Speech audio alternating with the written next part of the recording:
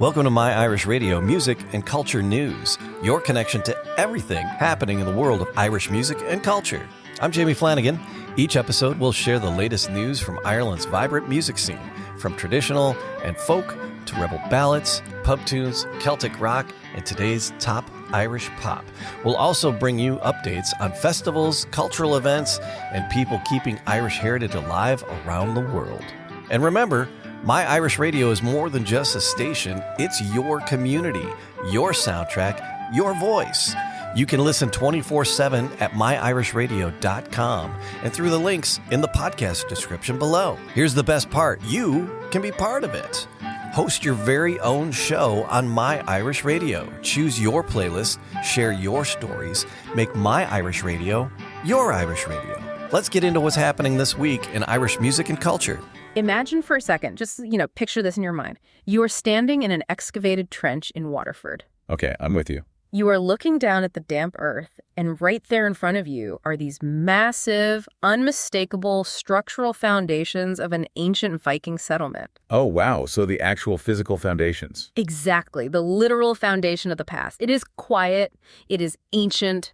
You can, practically smell the wet soil. Right. It's very atmospheric. Yeah. But now I want you to hold that image in your mind and then instantly transport yourself to the streets of Belfast. That is quite the pivot. It really is. Suddenly, the quiet dirt is completely gone and it's replaced by this deafening, echoing roar of a crowd. A very modern sound. Yeah. And it is not just any crowd. It is a crowd of over 1 million people, all gathered in the city for a traditional music festival. Over 1 million. That is just staggering. It is. These are two entirely different scenes, right? Two massive footprints. You've got one physical and ancient and one cultural and, intensely modern. It is a striking contrast to try and hold in your head at the same time. For sure. It really kind of breaks your brain a little bit. It does, because on one hand, you have the silent, undeniable physical evidence of people who stood on that land centuries ago. Right.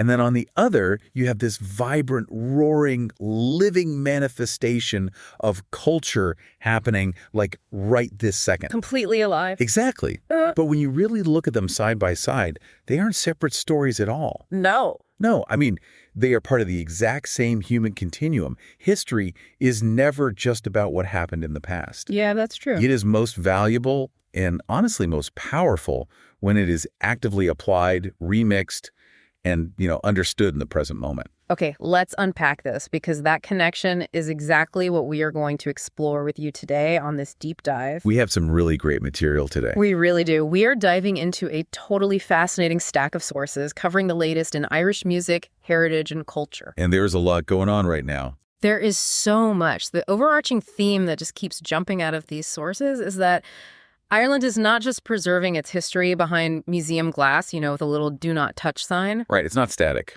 Exactly. It is actively remixing it. It is literally unearthing it.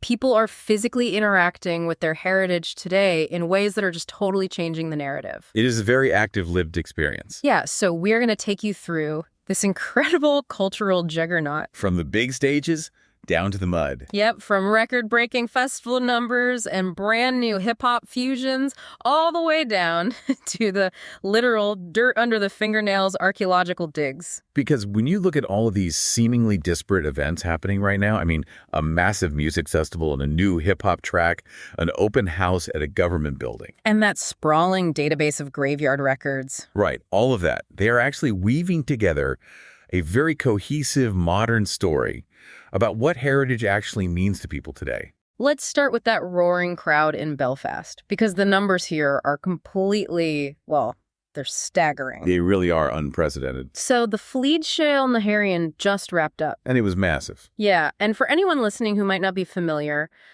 think of the Flead Shale as essentially the World Cup of traditional Irish music. That's a perfect way to describe it. It is a massive annual festival, and this year they completely shattered their footfall predictions. They drew over 1 million visitors. Over 1 million people. Just let that sink in. Over 1 million. To help you grasp the sheer scale of that, I mean, think about the massive cultural mega events we are usually talking about. Right, the big pop culture moments. Exactly. Think about the footprint of a Taylor Swift stadium tour rolling into a city. Oh yeah, the whole city shuts down. Or like the sheer volume of a Super Bowl host city. Right, the infrastructure required is just immense. That is the exact kind of scale and infrastructure we are talking about here. Which is wild. It is. Except this isn't for a global pop star or some massive sporting franchise. This is a turnout of over 1 million people for traditional Irish music. It really is a cultural earthquake. It completely dismantles this outdated idea that traditional music is, niche, dusty relic played in the corner of a quiet pub. Yeah, it is a modern juggernaut. A total juggernaut. What's fascinating here is how that scale fundamentally changes the entire conversation around traditional culture. How so? Well, when an event centered entirely on traditional music draws 1 million people, it proves beyond a shadow of a doubt that the culture is not just surviving on life support. Right, it's not just hanging on. No, it is dominating. Yeah. It's a central, thriving pillar of modern identity. Yeah, you really can't ignore 1 million people. You can't. And you see that same vitality reflected in the broader mainstream festival circuit right now, too. Oh, absolutely. Look at the updates from Electric Picnic in Stradbally, which, is one of the country's biggest contemporary music and arts festivals. Right, they just added some major names to their upcoming lineup. The sources highlight Van Morrison, Amble, and Aaron Rowe. All big draws. Yeah, but the lineup for their Croy stage is what really stands out as a prime example of this cultural remixing we're talking about. Oh, for sure. They have Donald Lunny paired alongside Denise Chayla. Such an amazing pairing. It really is. And for context, Donald Lunny is absolute traditional music royalty. He's a master of the bouzouki and a total pioneer of the genre. A living legend, really. Exactly. And Denise Chayla is this incredible, dynamic Irish Zambian rapper and singer who has been absolutely dominating the hip-hop and grime scenes. Putting those two names on the same stage, that isn't an accident. Definitely not. That juxtaposition is critical to where the culture is heading right now. Yeah, it's like a statement. It is. You are placing these massive, established pillars of traditional music alongside fiercely contemporary, genre-bending artists. Right, side by side. What that shows is an ecosystem that is evolving through collision and integration, not strict preservation. Yeah, they aren't keeping it isolated. Right.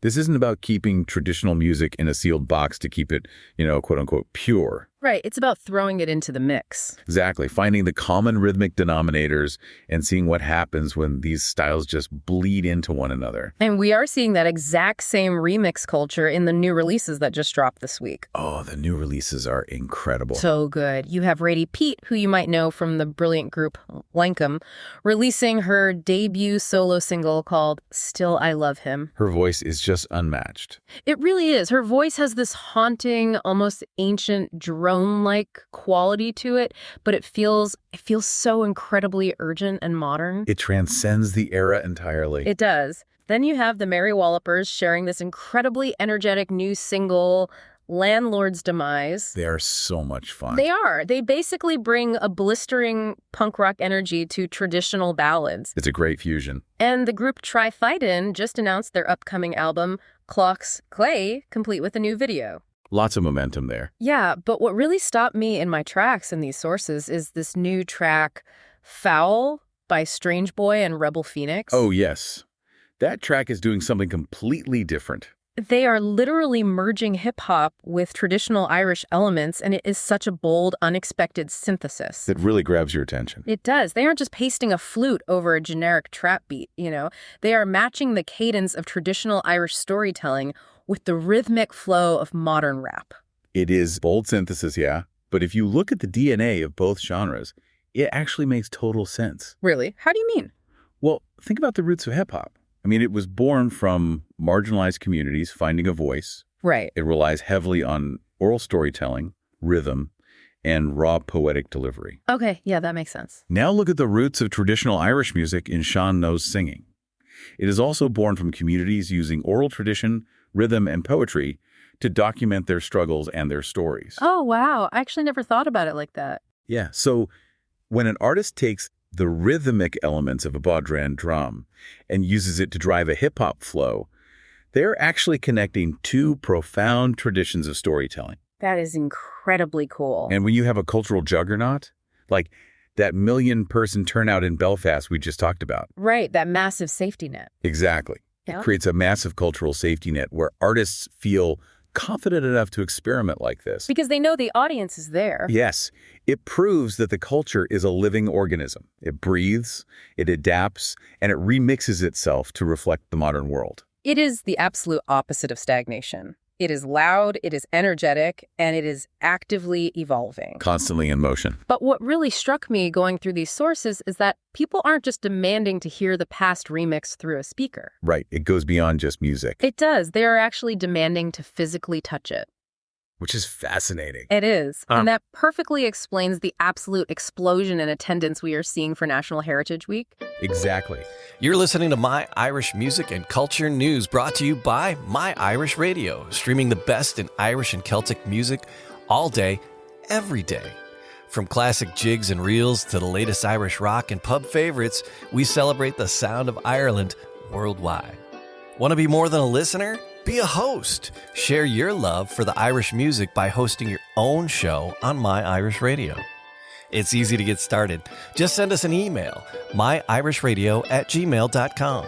Don't forget, you can listen 24/7 at myirishradio.com. Make My Irish Radio your Irish radio.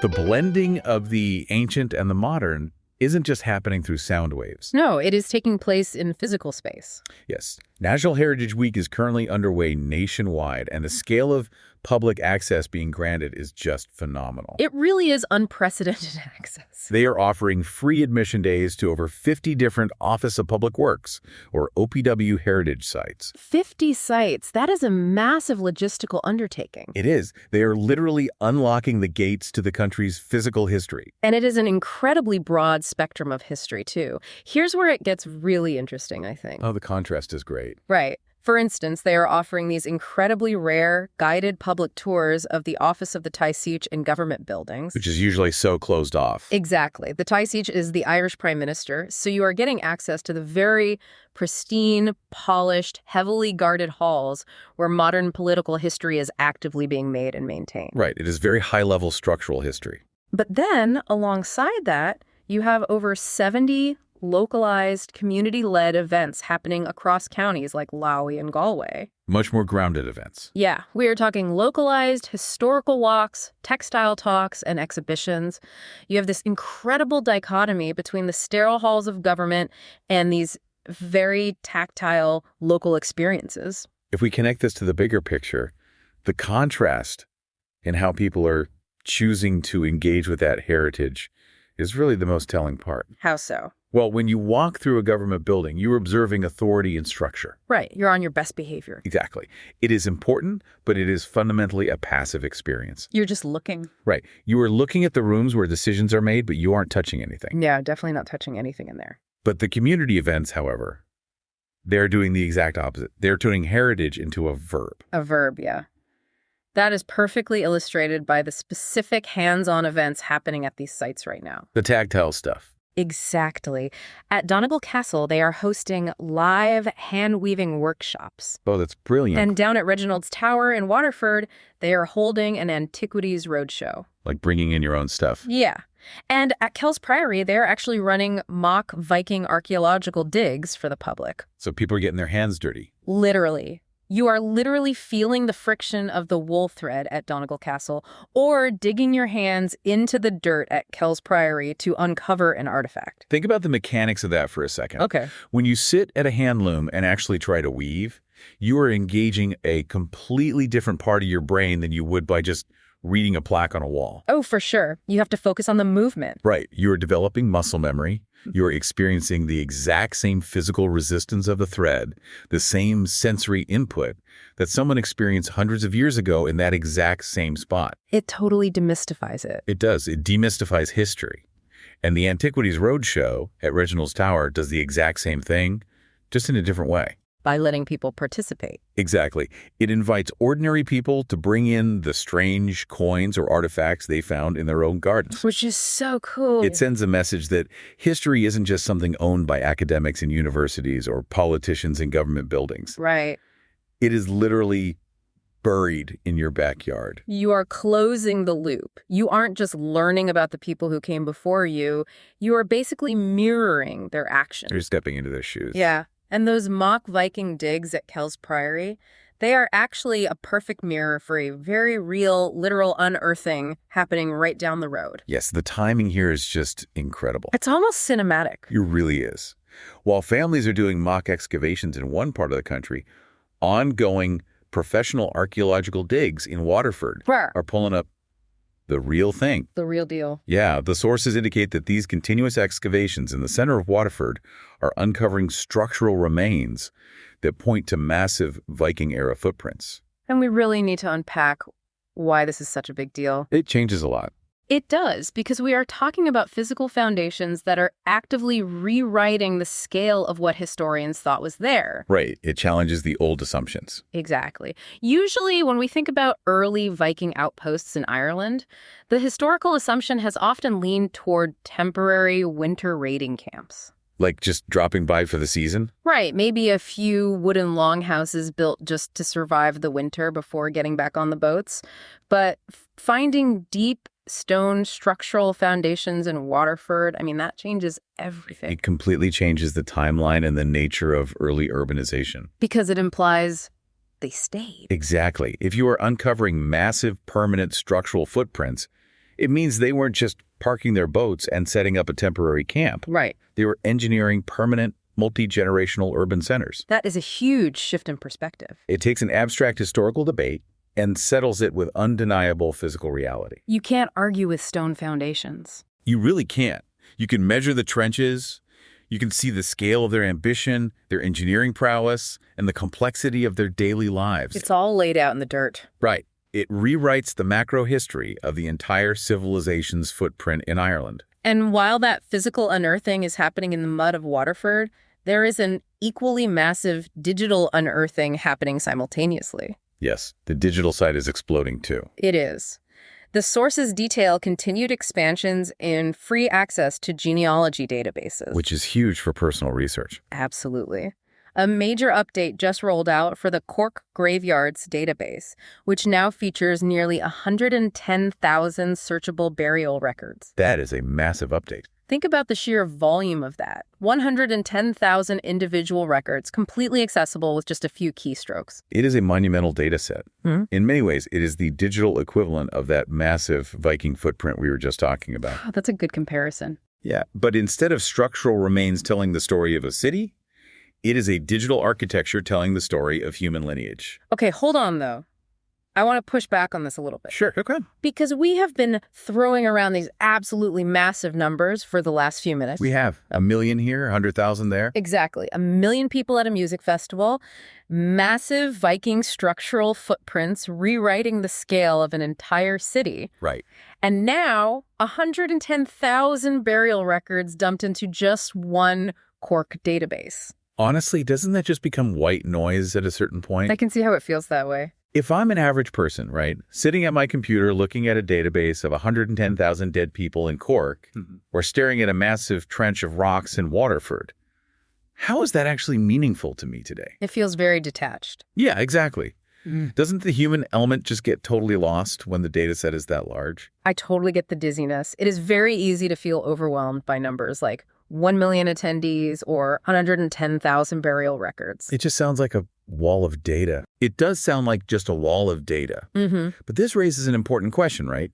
You have to look at what that data actually does to a person when they interact with it. Okay. These discoveries and these databases fundamentally change our understanding of two very different ends of the spectrum. HR. The massive scale of macro history and the intimate anchor of personal connection.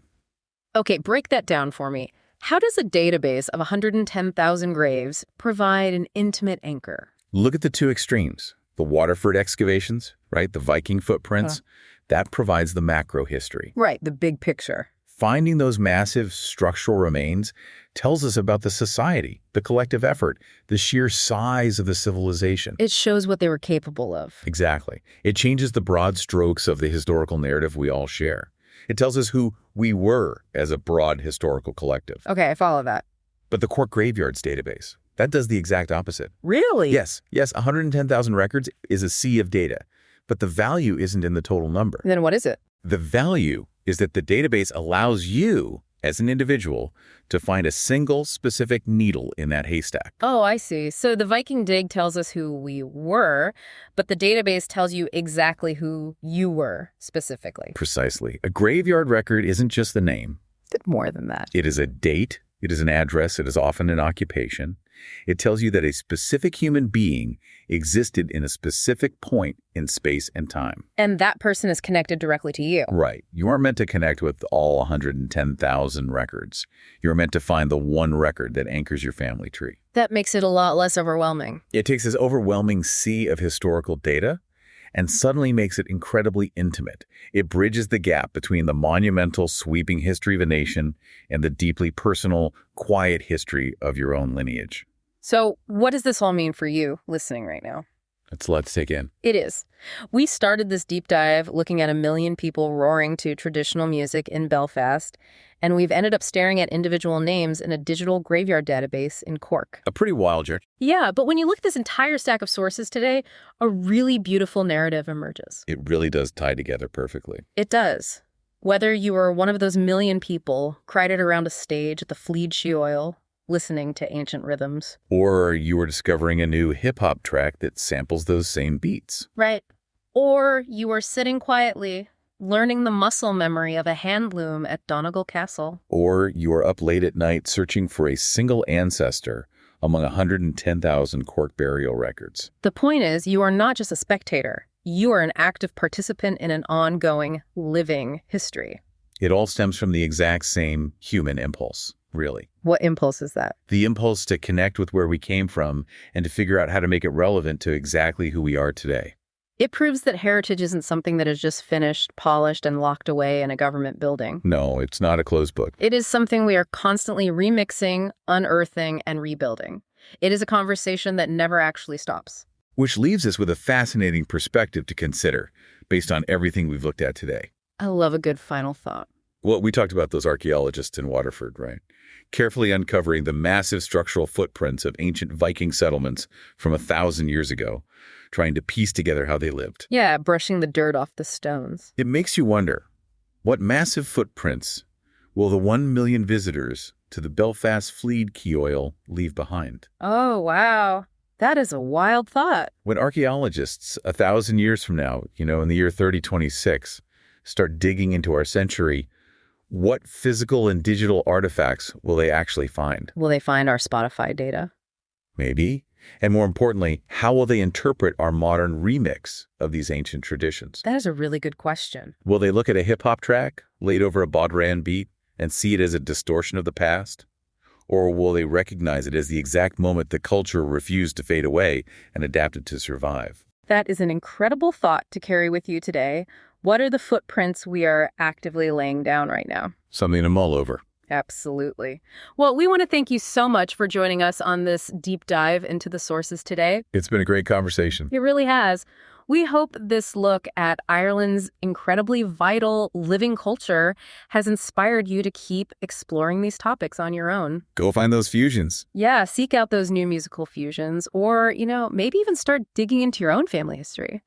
Until next time, keep looking for those footprints. That's it for this episode of My Irish Radio, Music and Culture News. Thanks for joining us. And remember, you can hear the best in Irish and Celtic music 24 hours a day at myirishradio.com. If you ever dreamed of sharing your favorite tunes and stories, now's your chance. Become one of the hosts. Host your own show right here on My Irish Radio. Just send us an email. It's easy as that. myirishradio@gmail.com.